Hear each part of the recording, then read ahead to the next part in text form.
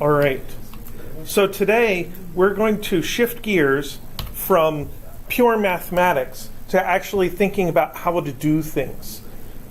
Dynamics, to me, is the study of not just how to describe things that are moving around, but how to control things that are moving around, how to actually affect them, what causes the motion to change. So, as a starting point,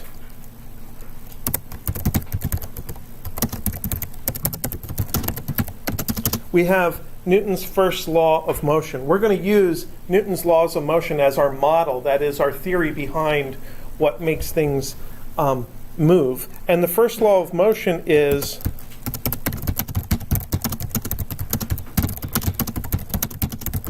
an object at rest tends to stay at rest.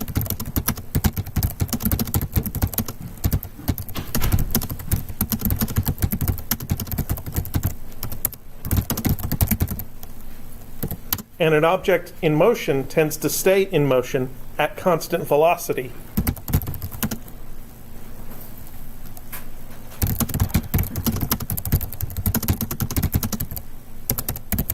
Unless the object is affected by a net force. Sure, you could rephrase it. Maybe that's partially taken from traditional phrasings. Part of that is a way that I like to describe the relationship between an object and a force. That is, the object is affected by the force. So, in order to think about this, first we have to realize that this is saying that an object's natural state is constant velocity.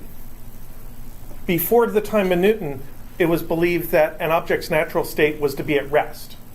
And this was actually a big deal mathematically to realize that an object's natural state isn't just being at rest, but being at constant velocity. So then, this also prescribes how we can change the motion of an object. In order to do that, we want to exert some kind of a net force. And we've been moving objects around all our lives. That is the way we tend to interact with the physical world, at least one of the important ways. So if you want something to move, you push on it, and then it moves that direction. And think about the things that resist your movement of an object. It could be attached to something. So there could be other forces, there could be other constraints involved. Or it could just be really heavy, in which case it's difficult to move. And if you had an object on a slippery surface, like a boat in the water moving very slowly, or a cart on wheels, when you push it, it's difficult to move even if there's no friction. So there's something about the object itself that makes it difficult to move. Another word for this principle here is the idea of inertia. Inertia is an object's tendency to obey Newton's second law.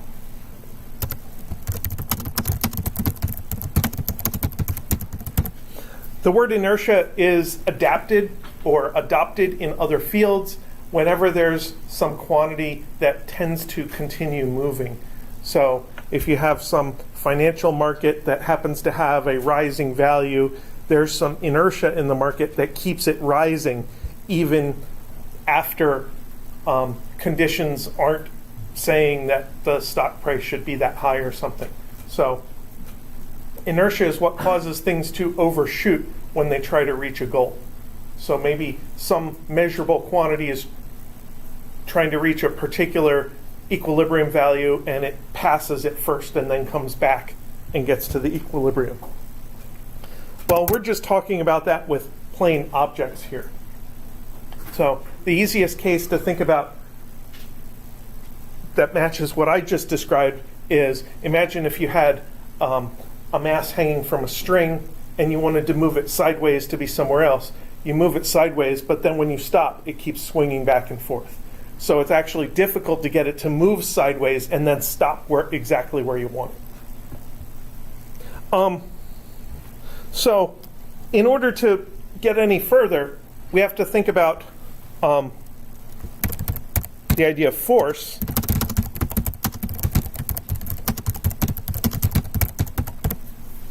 and to me, a force is a basic way that objects interact with each other. And it could be two purely mechanical objects like blocks and chairs and surfaces and stuff. It could be biological objects. But a force is any push, pull, or drag. When I lived back in Pennsylvania, I used to have to listen to the radio a lot because I didn't have a smartphone that I could listen to Spotify or Pandora on. And they played a lot of ads. And one of these ads was for a car dealership, go figure. And they would have an annual sale they called their push, pull, or drag sale. So if you could physically get your car into their lot, they would offer a trade-in value for it so that you could buy one of their slightly less crappy cars. And once I started teaching physics and started thinking about force as a push, pull, or drag, every time I heard their ad, I called it the physics sale, because forces are push, pull, or drag. Now we can kind of define it a little bit better, at least still conceptually.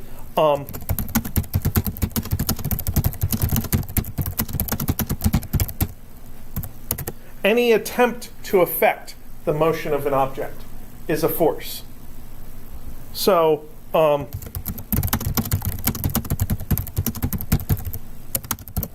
if you're trying to make an object speed up, trying to make an object slow down, or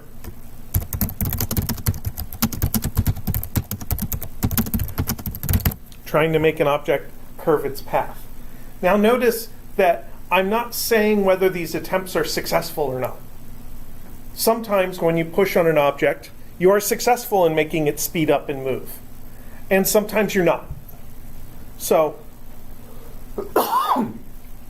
the actual effect of your force depends on more things than just your attempt to exert a force.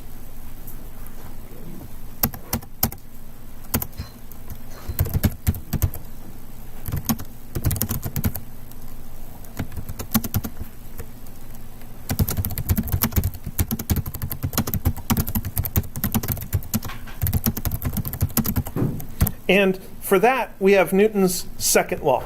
That gives us a calculation tool to figure out what the result is on an object. So in Newton's second law, I'm going to write it out with its full analytical form. Oops. So we have F net vector is equal to mass times A vector.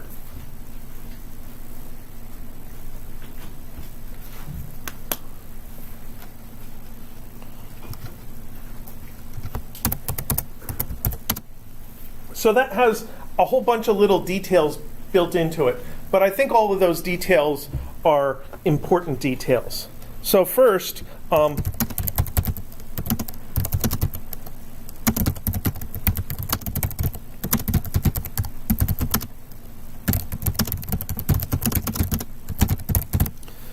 we have to realize that we're more concerned with net force when we're trying to figure out what happens to an object rather than any individual force.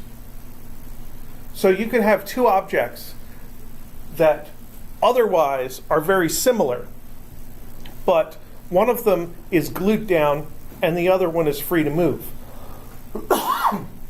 And if they're not too heavy and you push on them, you'll notice that the one of them is glued down and the other one is free to move.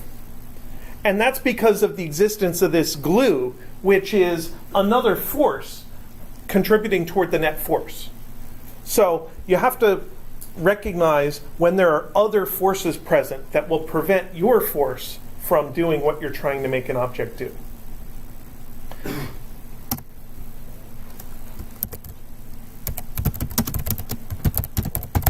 The next important detail in this equation is that the forces are definitely vectors.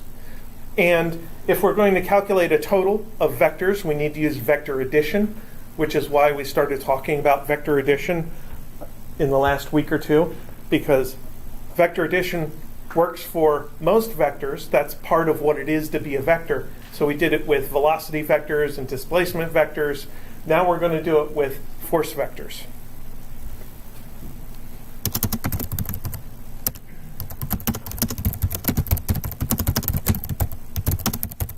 And usually we'll end up adding our vectors in component form. So we'll take this equation and split it into two separate equations, one for the x direction and one for the y direction.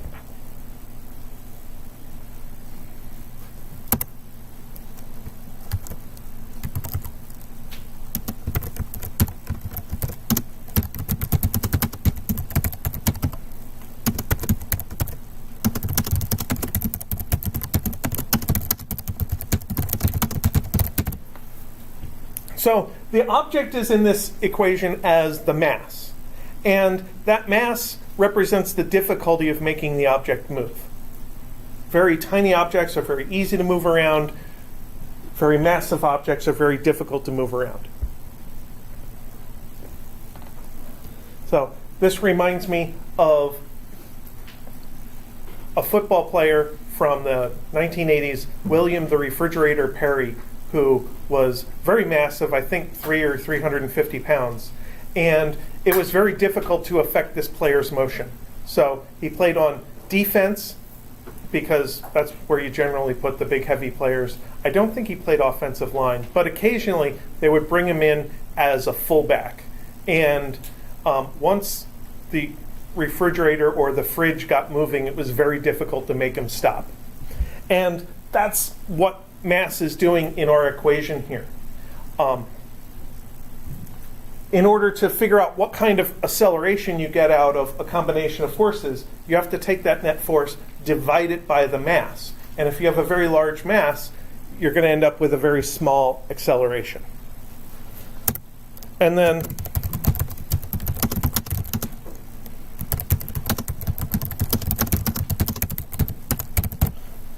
of course, acceleration is the net result of the forces that we're exerting. So not the position of an object, not the velocity of an object, but the acceleration of an object. So again, with that hanging mass on a string, it's very difficult to set the position of the mass.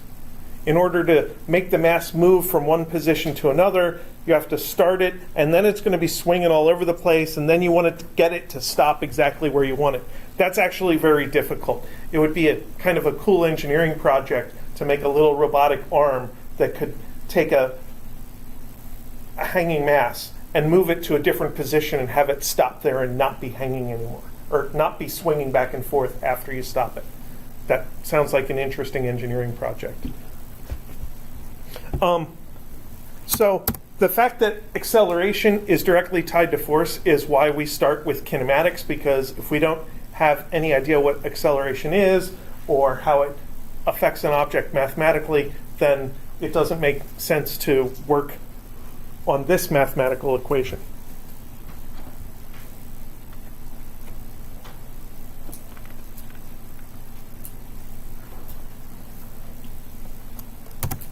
So this quantity, force, is measured in newtons. And the exact units of a newton can come from the equation. So 1 newton is equal to 1 kilogram times 1 meter per second squared, which is just 1 kilogram meter per second squared.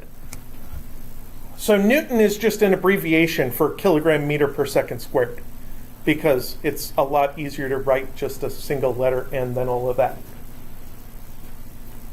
And do remember that that's how our units interact with each other. When we have an equation that involves multiplying and dividing and stuff, it's also a prescription for how the units interact with each other. There was one question on the test that, I don't know, maybe it was a little bit of a trick question. It had a bunch of funny looking combinations of position, velocity, acceleration, and time, and say which one of these is equivalent to something else. And figuring that out is a matter of just taking the given variables, figuring out what units they're in, multiplying them out, simplifying them to see what you get, and seeing which one is the desired result.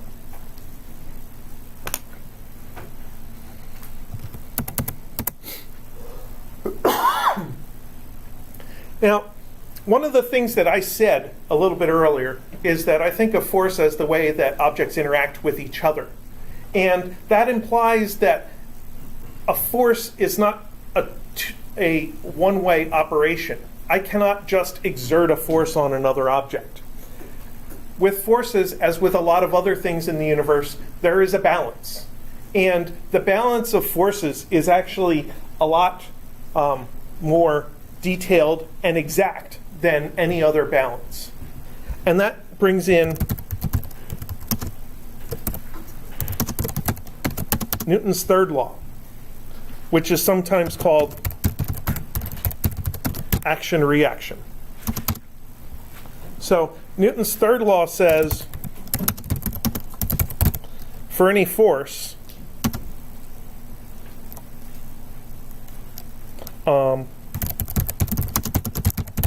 affecting an object,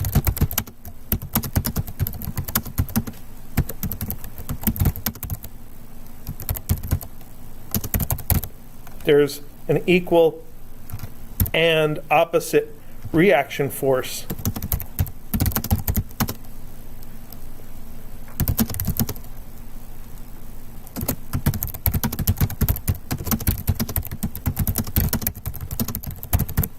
acting back on the source object that caused the first force. And to call one the first force and the other the reaction force doesn't really do it justice as to how closely intertwined these things are.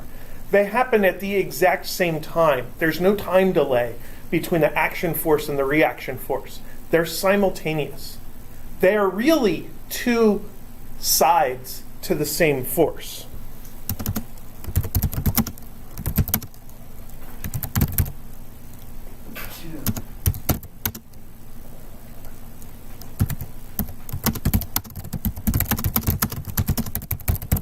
They're almost just two different ways of looking at the exact same force. So one of the most common forces to talk about in the beginning is gravity. And gravity is an attractive force. I am attracted down toward the Earth, and the direction of the effect on me is downwards. And maybe it's 1,000 newtons or something like that. So Newton's third law says that because the Earth is causing this 1,000 Newton downward force on me, I must be causing an upward 1,000 Newton force on the Earth. And that is absolutely true.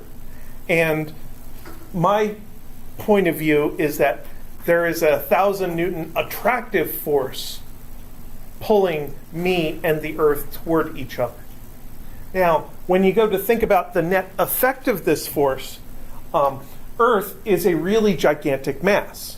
We'll talk about the exact value later on when we do universal gravity, but it's huge. So that means that the result of my pull on the Earth is basically nothing.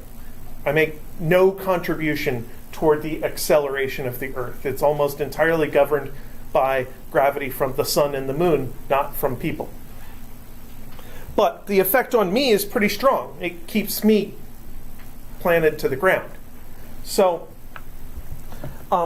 Newton's third law, even though it's about an exact balance between forces acting on different objects, it's not saying that these objects are experiencing the same consequences because of the forces. It's just saying that these objects are experiencing the same force.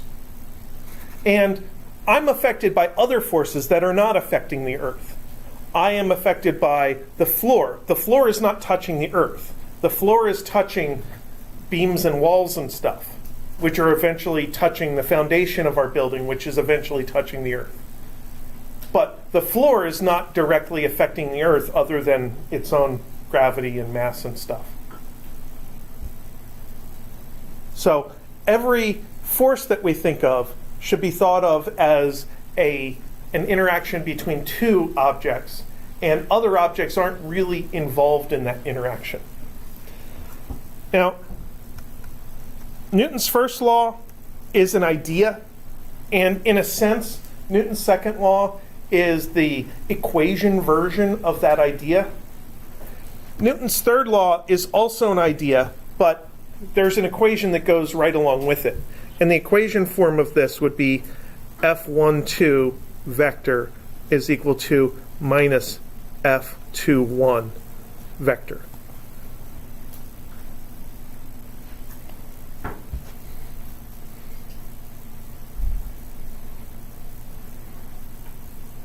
And my system is F12 is force on object 1 caused by object 2. And you don't have to have a well-defined system for which digit is which, because really this equation is just a mirror image equation. But the first time I talk about this and read it, that's my system. It's like the force affecting object 1 caused by object 2 is exactly opposite to the force affecting object 2 caused by object 1.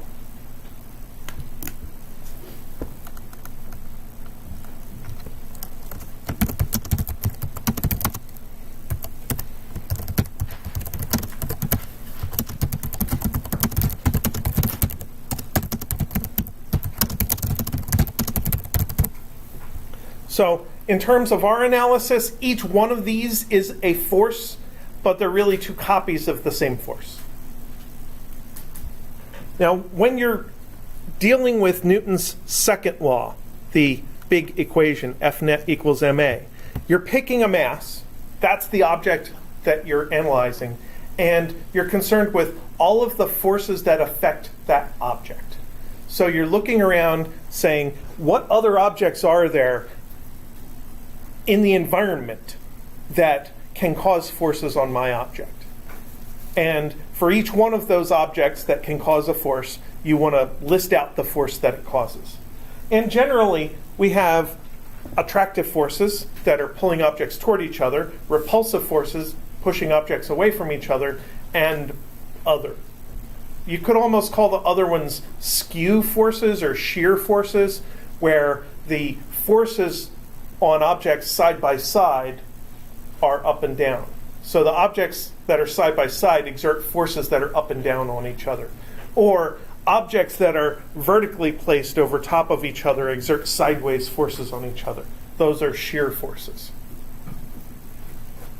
And we can have combinations of those as well.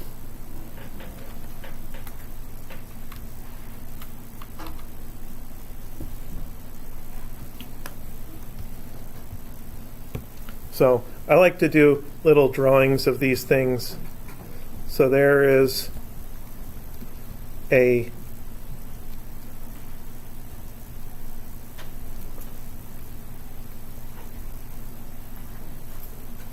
attractive force, and then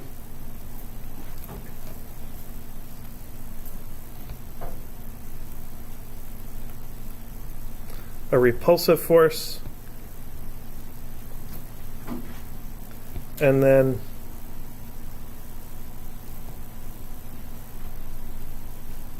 there's an example of a shear force. And in this one, I chose to make the objects side by side in each one. So this is just a way for us to describe a force where we get to use the same word for both vectors. It's a relative description of the direction of the vector. So if I'm standing on object 1, I can say that I feel a force towards object 2. On the other hand, if I'm standing on or thinking about object 2, I can think of a force toward object 1. If I wanted to use absolute direction names for these forces, I would have to call the one force toward the right and the other force toward the left. And I'd have to say awkward things like the left object feels a rightward force and the right object feels a leftward force. That is really just a whole bunch of confusing terms to say the green forces are attractive. So that's why sometimes we prefer that kind of language instead of an analytical language. But when it comes down to actually doing Newton's second law, we have to add forces as vectors. So we have to know which direction the force is acting on for the specific object that we're talking about.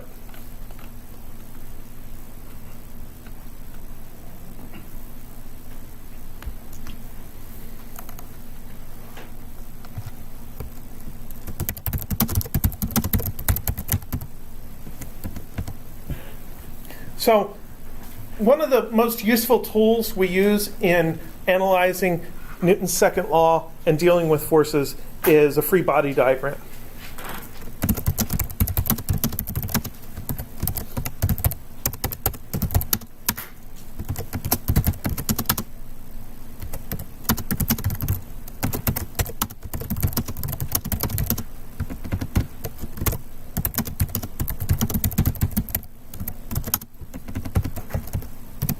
So a free body diagram accomplishes a bunch of things for us graphically. Sometimes it's easier to do things graphically than it is analytically. One of the things it does is it helps us list all of the forces and keep track of which ones we know about and which ones we don't know about.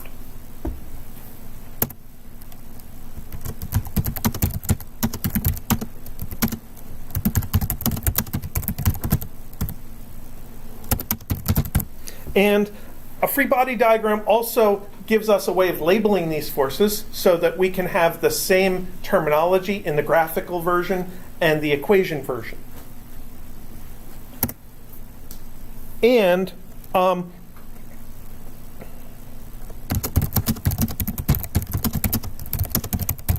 we have to know the direction of each force. We'll indicate the direction of each force by an arrow in the free body diagram. So we'll know exactly what direction each force is in.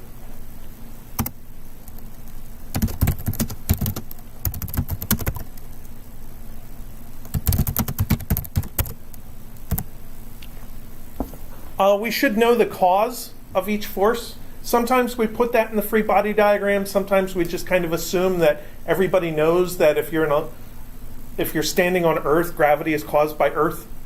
So sometimes we leave out labels that just make our diagrams cluttered.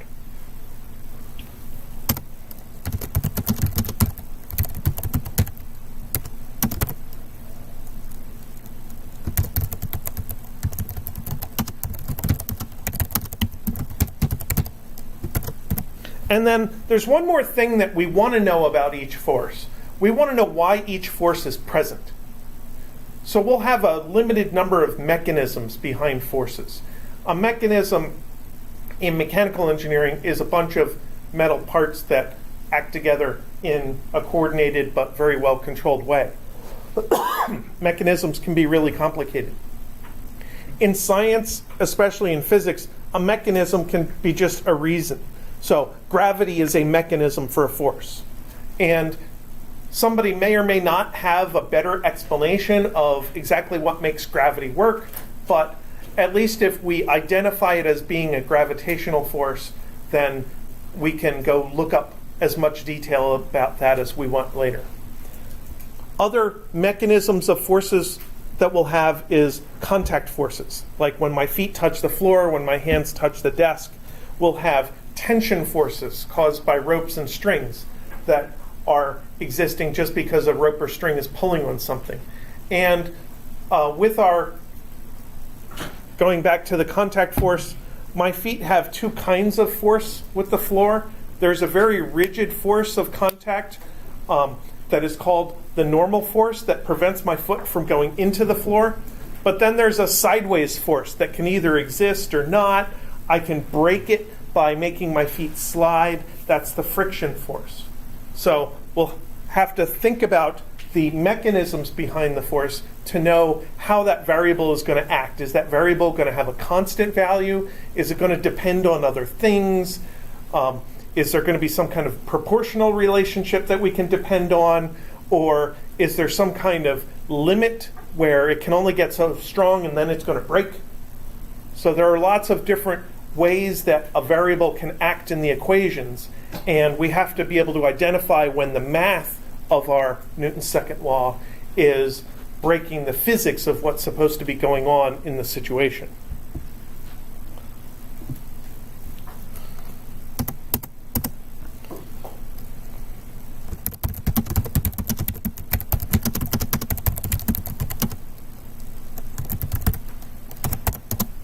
So the free body diagram is a tool to help us organize all of this. It contains a representation of the object. Now, you can draw a super awesome, like Michelangelo style picture of your object, but that's going to take a lot of time. You could draw some kind of impressionist version of your object or modern art, but I'm just going to draw a dot most of the time, or sometimes I'll draw my object as a box or a circle. Very rarely do I get any more complicated than those for a representation of the object.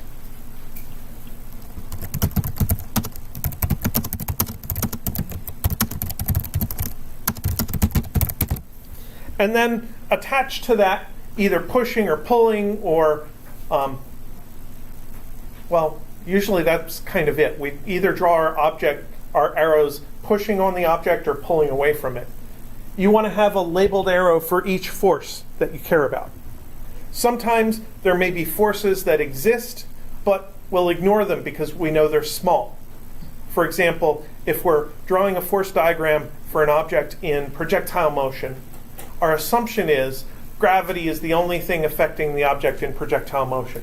So we may know that there's air resistance, but we may also know that it's really small, so we're not going to bother with it. So we won't even draw it. We'll neglect that particular force. We may need construction lines. Who can tell me what construction lines are?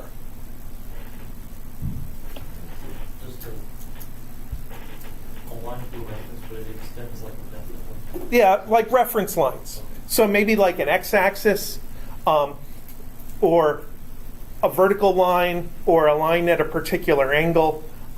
Mostly just to label angles, so that we can label the angles of our forces.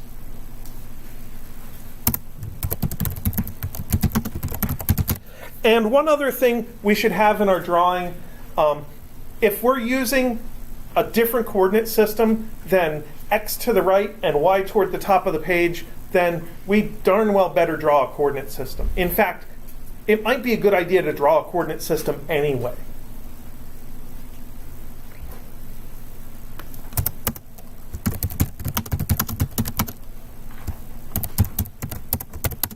And then there are things that are generally not in a free body diagram.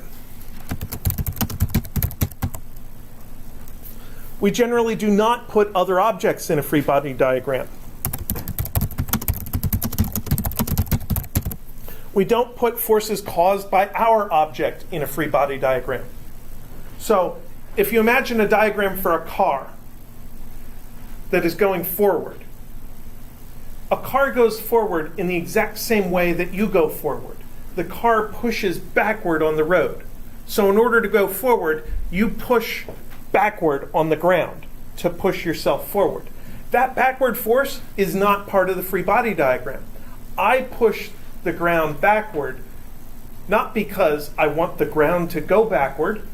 I push the ground backward because I want the ground to push me forward. And it's that forward force that affects me and makes me go forward. So I would include the forward force from the ground that affects me when I'm doing a free body diagram for me or for my car.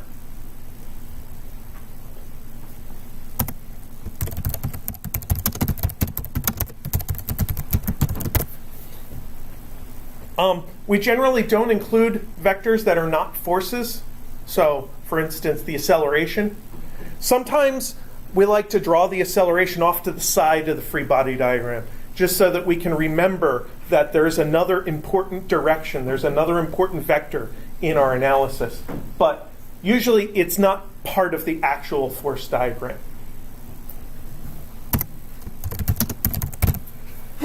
And the other thing that's not usually part of the force diagram is a net force. The net force is not a force. The net force is the total of other forces. The free body diagram's entire purpose in life is to help you find the net force. So the net force itself is not really part of the diagram. Sometimes we'll make alternative versions of the diagram where we take out the individual list of forces and substitute the net force, in which case we might draw the net force in a completely different color and say, well, the total of all of these things is a force off in that direction. But that's kind of overlaying two diagrams on top of each other. It's starting with a free body diagram and augmenting it, making it a free body diagram plus? Sure.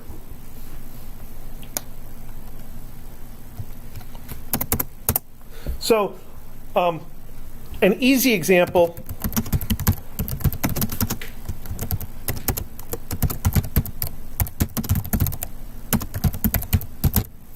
would be an object being weighed. So I'm going to have my object, I'm going to call it M1. There it is. And in order to weigh it, I'm going to put it on a scale.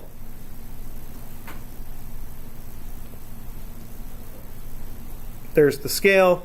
The scale, in turn, is going to sit on a surface. So there's my super awesome art skills of the entire situation here. Scale on a table, object on the scale. So my free body diagram for the object would start with a representation of the object and maybe label it M1. There's my object. And then I think about what is affecting M1. Well, this object is being weighed, so it's probably affected by gravity. So we'll draw an arrow representing gravity, and I call gravity F subscript G. I usually label my forces as capital letter F because they're all forces, they're all the same noun, and I use the subscripts as adjectives to describe exactly which force I'm talking about. And my primary subscript is usually the mechanism behind the force. Why does this force exist in the first place? This is a gravity force. And it's caused by Earth. It's not caused by the scale, it's caused by Earth. Now, currently, in this partial diagram, there is something pushing down on this object. But this object does not actually fall down, it stays still. So there must be something offsetting this downward force. There's an upward force. That's what the scale is doing. We call that one F sub n, called the normal force.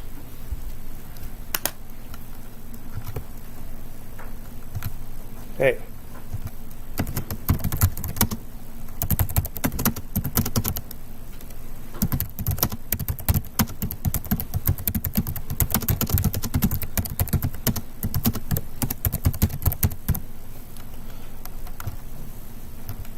So a normal force is just a pushing force.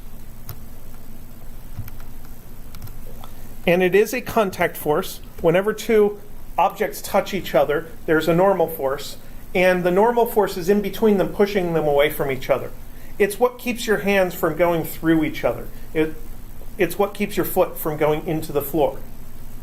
If I tried to walk across a swimming pool, the swimming pool doesn't exert a normal force because water doesn't exert a normal force. Normal forces are between solid objects that are in contact. The word normal in this context means perpendicular. Physicists abuse this word normal here. I think we should use the word orthogonal because we later use the word normal to mean something else. When you go on to take differential equations or linear algebra, you'll talk about normalizing things. And it has nothing to do with this. It has to do with making things of a normal scale. This is about the direction.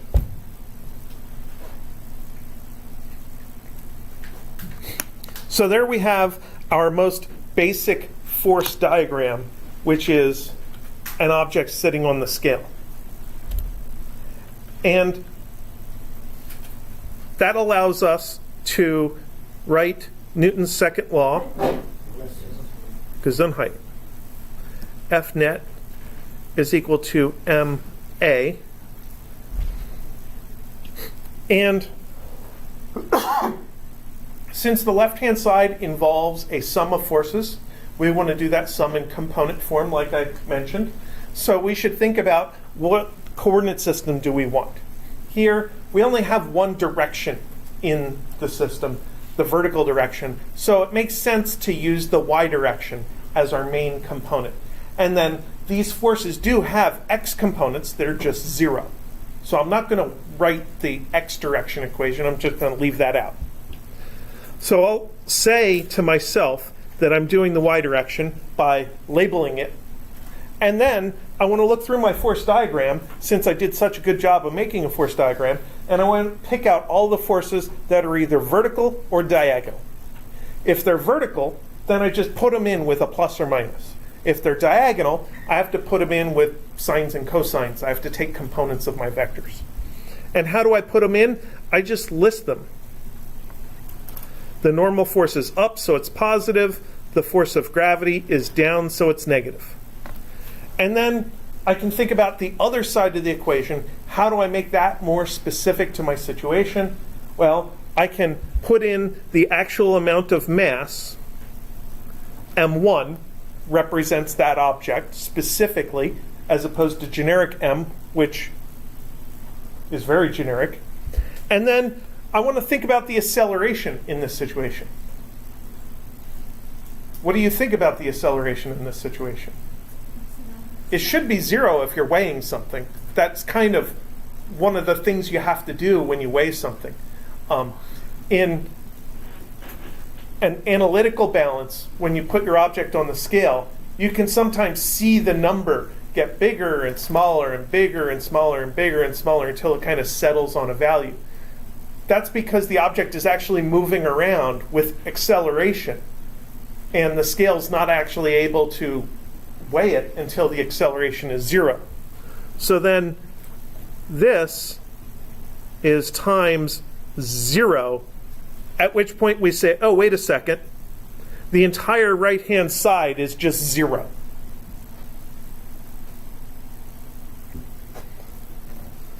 So then we know that the normal force is equal to the gravity force.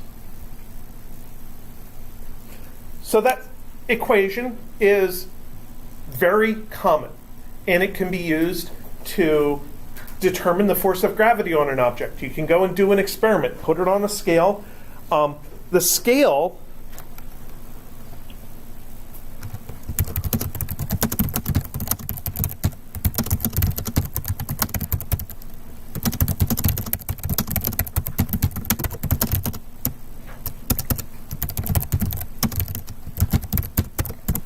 The scale is only affected by the normal force, not the force of gravity affecting the object. Sure, the scale has its own force of gravity that's affecting it, but it's calibrated to tune that out. The scale can only feel forces affecting itself. That's kind of my point. So,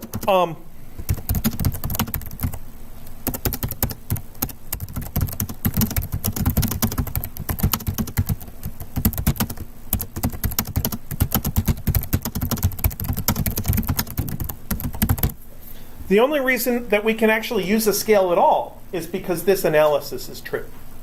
That the end result of this analysis is Fn is equal to Fg. So this analysis allows us to build this device called a scale and use it to weigh things. So that's one use of this equation, where you first determine the normal force numerically on a scale, and then say, oh, that's equal to the gravity on the object. That's the weight of the object. But equations work both ways. So this equation is also predictive. If you know about your object and you know about the force of gravity, then you can predict the normal force when you set it on a scale. So that helps you determine what kind of scale you need to measure the object. Because if you put a car on a bathroom scale, that would probably wreck it. So we don't want to do that.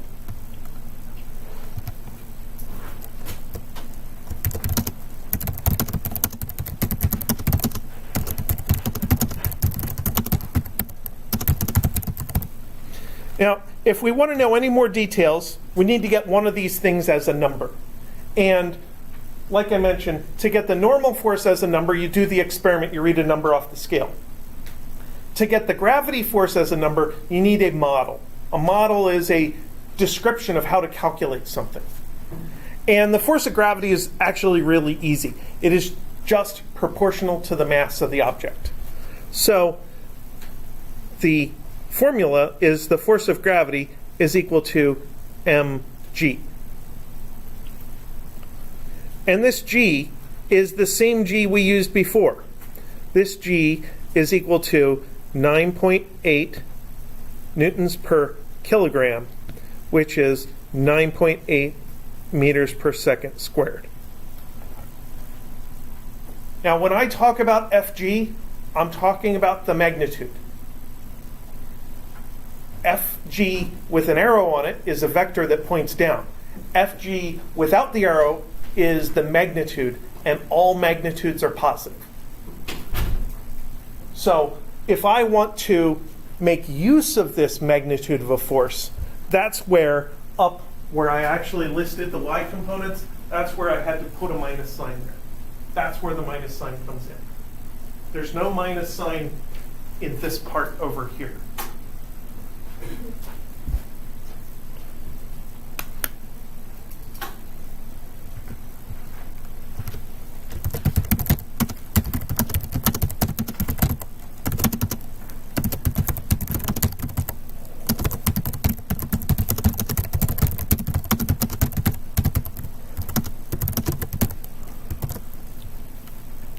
So it's actually a funny thing that mass has two completely different uses in introductory physics.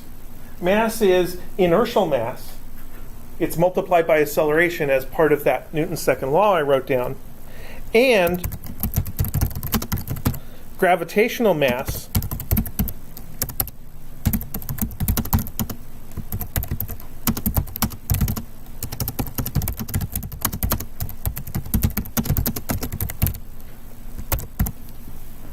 because it gets multiplied by g in this model of gravity.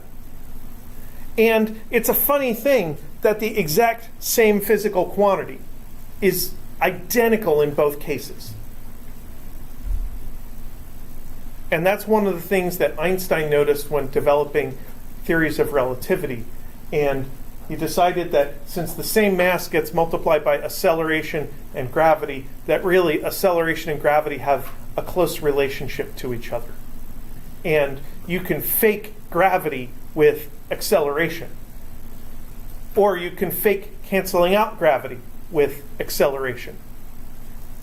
So we look up and we can see moving stars in the sky sometimes at night. Those moving stars are usually human-made satellites. The brightest one that we can usually see is the International Space Station, and there's typically 3 people up there. And those people are experiencing zero gravity because they're actually experiencing a significant amount of gravity, but there's some fake anti-gravity caused by acceleration. And that's allowing them to float around in their spaceship. As far as our analysis is concerned, in Physics 1, gravity and acceleration are 2 separate things. The force of gravity always exists on objects, and the acceleration due to gravity is only occasional.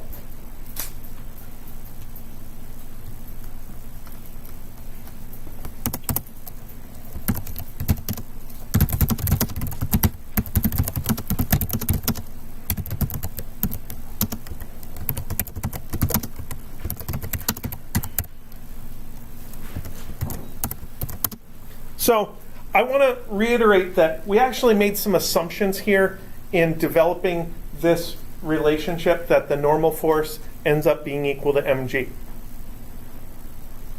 So if we go up here, what did I do in building that y equation that simplified to Fn equals Fg?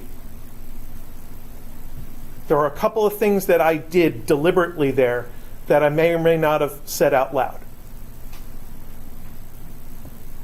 So what happened between the generic version and the specific version?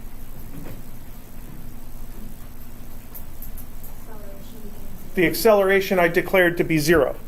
So that's definitely part of this.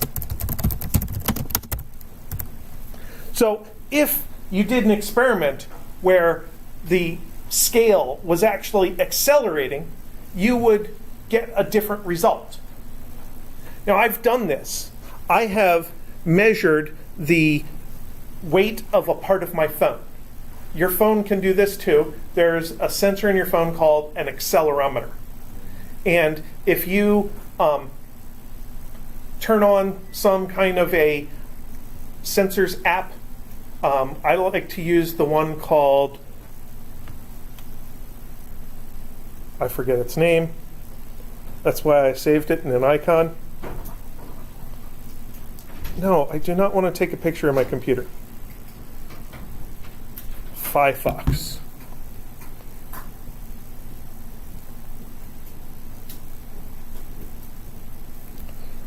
So that app allows you to both see sensors and make graphs of them.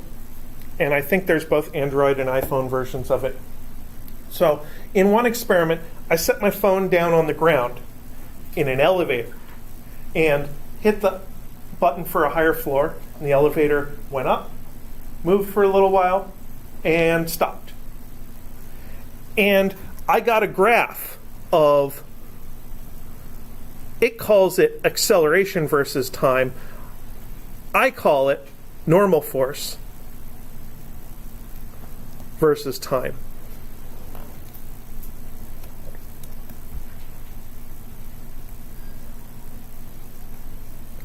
Because my claim is all accelerometers actually measure the normal force. They don't actually measure acceleration. So what happened was, when I was not moving, there was a value, and then it got stronger and then settled back to its original value.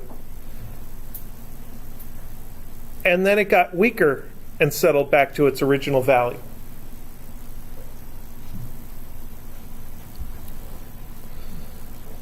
So here, the acceleration in the y direction is positive.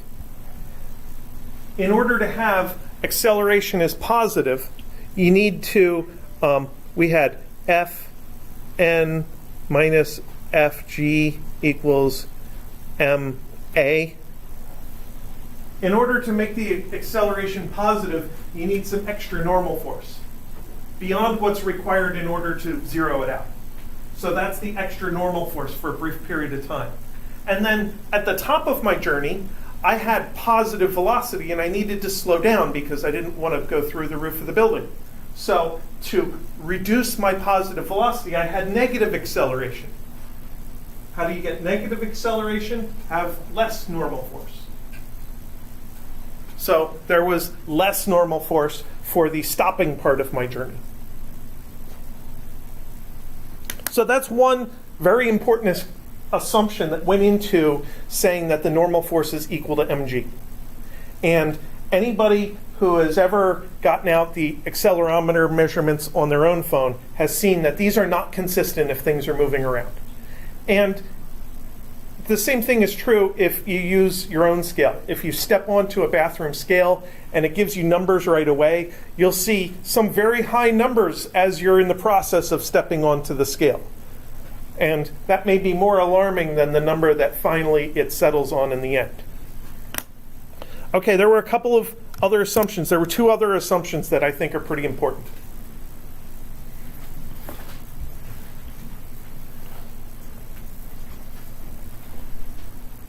So I went from fnet vector to declaring that those are the y components. How did I know that those were the y components? That the gravity force is down and the normal force is up. So that's actually pretty important. Whoa. The normal force has to be upward. Like I said, this version of the word normal means perpendicular to the surface, and the surface of the ground or of a scale is a horizontal surface, so a perpendicular is vertical. But if you take that horizontal surface and tilt it, the normal vector tilts with it. And then the normal force is no longer vertical. And that would break our equation. Then our equation wouldn't be correct anymore. Our normal force would then be a diagonal vector and should have a sine or cosine in there, depending on how we measure the angle. So that's an important assumption. And we want to recognize when that assumption breaks down, so a little red flag goes off in our mind, and we say, I can't just make the normal force equal to mg, because something broke it. One more assumption that maybe is a little bit trickier to identify. It's not what I put in the equation, but what I didn't put in the equation. It's not what I put on the drawing, but what I did not put on the drawing. There were no other forces. It was a list of 2. So,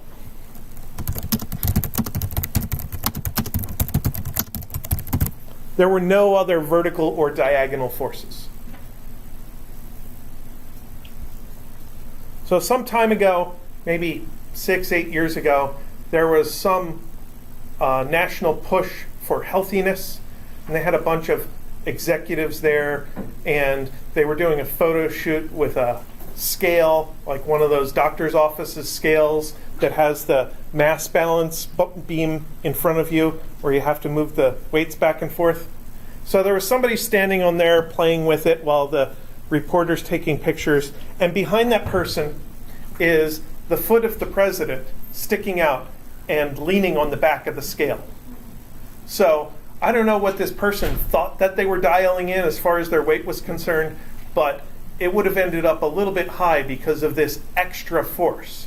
Because the scale doesn't just measure the normal force, the scale measures the total normal force acting on the top surface. So with some extra force, then the scale would give the wrong reading. And the same thing would be true, for instance, if you were holding a big stack of books or something and you stepped onto a scale. The scale, even though it's only touching you, would measure some extra weight because of the books, which are pushing downward on your arms at the same time as the scale is pushing upward on your feet. So that would be an extra vertical force that would affect the measurement. And it's pretty easy to account for that one by just saying, oh, we'll just include the books in the total mass. Then we could predict that normal force. But technically, the mass of the person times g is not equal to the normal force if you're carrying some extra stuff. So I definitely would like you to recognize when those assumptions break down, and not jump to the quick conclusion that the normal force is mg if those assumptions break down.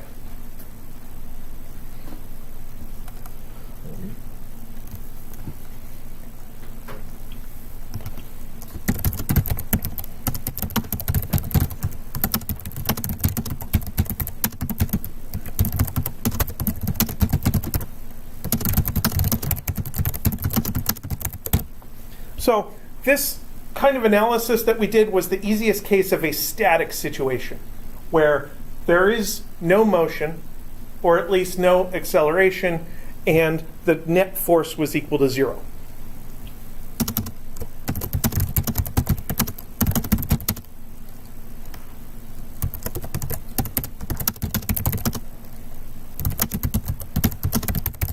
And in that case, what we typically get out of it is an unknown force. We get a link between forces so that if we know one of them, we know the other. Or if we know all but one, we can find the missing one. That's kind of what static analysis is for. And sometimes it's even a little bit more intricate than that. Sometimes we can find a component of one force and a component of another force and put them together.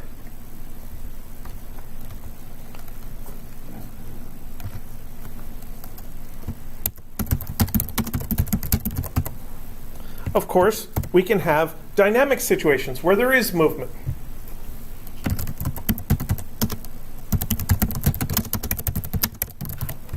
And the easiest example of a dynamic situation would be free fall or projectile motion. Remember, my definition of free fall and projectile motion was that an object is only affected by gravity. And back then, we said the effect was the acceleration is equal to g, downwards.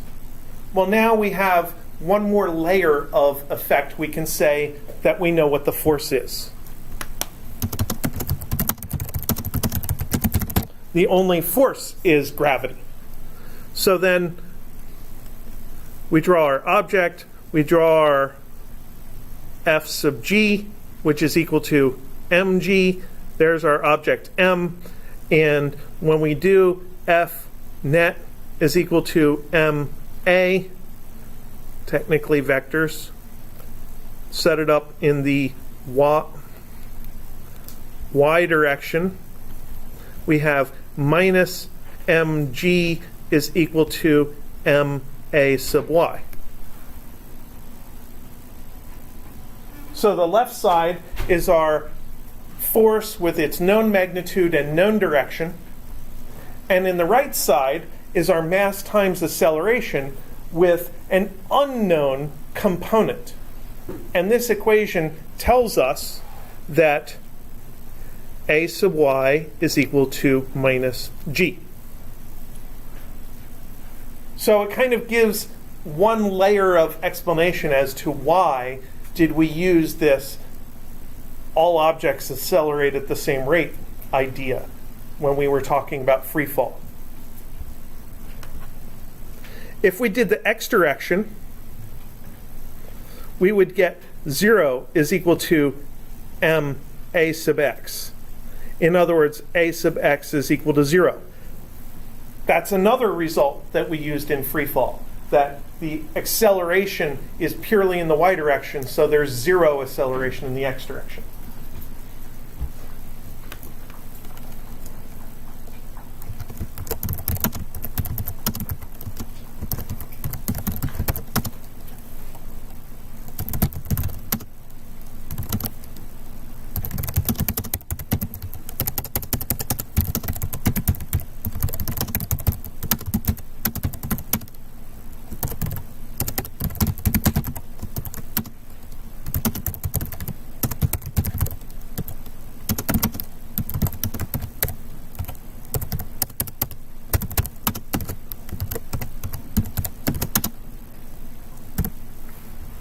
Now, we've now used g for, in a sense, two different things.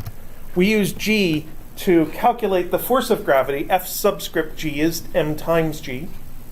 And it's this result that it is the magnitude of the acceleration of an object in free fall. And that's the result of a bunch of analysis, assuming only one force exists.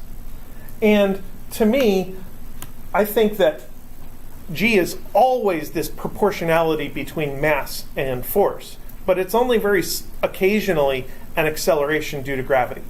I do not very often experience an acceleration of 9.8 meters per second squared downward. That would require I be in free fall.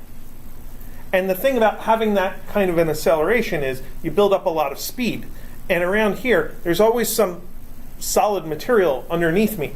And if I build up a lot of speed and then come into contact with a solid material, that doesn't tend to work out well for me. So I spent all of my life being affected by g as 9.8 newtons per kilogram. So that's how I write g down. I write it as this conversion factor between newtons and kilograms.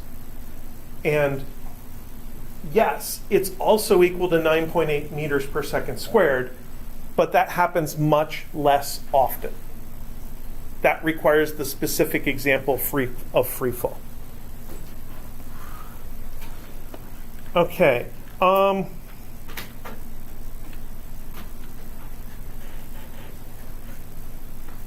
think that is enough for today about the background behind forces and stuff.